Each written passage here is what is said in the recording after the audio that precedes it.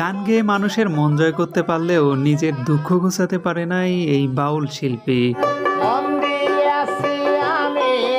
হাতে দোতারা আর কণ্ঠে বাউল গান নিয়ে প্রায় 2 যুগ ধরে গাইবান্ধার শহর ও গ্রামগঞ্জে ঘুরে বেড়ান সন্তোষ বাউল।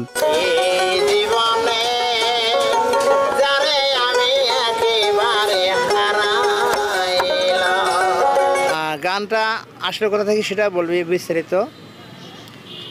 যখন আমি বুঝমান হই আমার তো কোনো কাজকর্ম নেই, আর কাজকর্ম আমি করতে পারবো না। আমার ফ্যামিলি তো খুব একটা মানে সচ্ছল না, একদম দুর্বলতা সংসার। আমার বাপে বার ভিটেও আমাদের জন্য রাখে যান নেই, মাত্র 2 শতক বার ভিটা।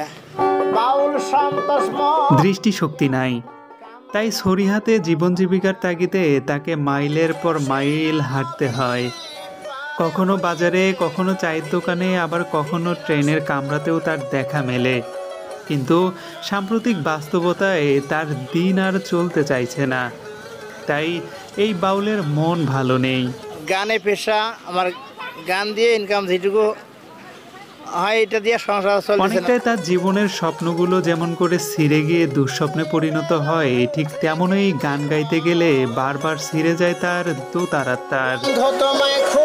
জন্মের পরপরই দৃষ্টিশক্তি হারান গাইবান্ধা সদরের কাটিহারার এই শিল্পী। দরিদ্র বাবা অর্থের অভাবে চিকিৎসা করতে পারে নাই, তাই জন্মের পরপরই তার দৃষ্টিশক্তি হারিয়ে যায়। এভাবেই বেড়ে ওঠেন তিনি। অন্য কিছু করার সামর্থ্য নেই, তবে কণ্ঠে রয়েছে সৃষ্টিকর্তার প্রদত্ত ক্ষমতা। বাউল, মুর্শিদি, দেহতত্ত্ব ও লোকজাঙ্গিকের বিচ্ছেদী গান গাইতে পারেন এই শিল্পী।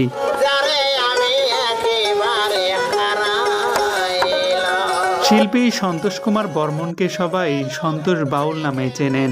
গত 2 যুগ ধরে গান গেয়ে নিজের ও পরিবারের জীবন জীবিকা চালিয়ে যাচ্ছেন সন্তোষ কুমার। বাবার রেখে যাওয়া মাত্র 2 শতক জমিতেই কোনো রকম মাথা গোঁজার ঠাঁই হয়েছে সন্তোষ ও তার ভাইয়ের।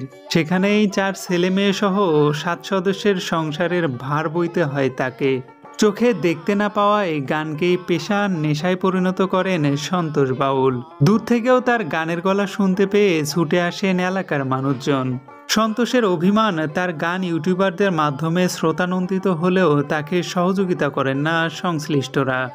তিনি বলেন, 38 বছর ধরে পৃথিবীর আলো দেখেন না তিনি। এই গানই তার বেঁচে থাকার একমাত্র প্রেরণা। আপনারা যদি কেউ তাকে সহযোগিতা করতে চান তাহলে স্ক্রিনে দেওয়া নাম্বারে সরাসরি যোগাযোগ করতে পারেন। আমরা পৌঁছে দেব সন্তোষ বাউলের কাছে আপনার আমানত।